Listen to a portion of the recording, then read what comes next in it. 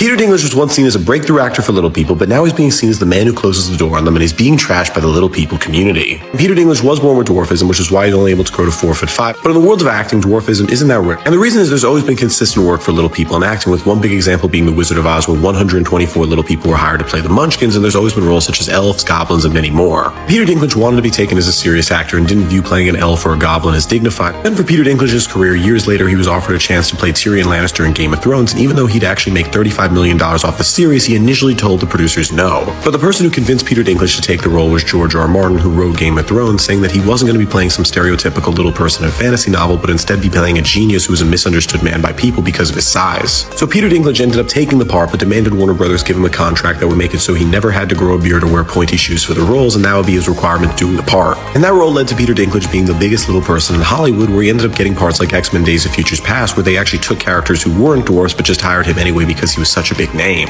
Another movie Peter Dinklage just did was Wicked, where he's the voice of Professor Dillamond, and that movie is expected to be a huge success. Remember, Wizard of Oz was a big movie for little people, where 124 of them were hired. For Wicked, not a single little person was hired to play a Munchkin. Peter Dinklage was able to make over $250,000 from just doing a voice role for Wicked, while no other little person was able to get any work as a Munchkin at all. Because this, many little people are calling out Peter Dinklage, saying his actions and comments are costing hundreds of people jobs.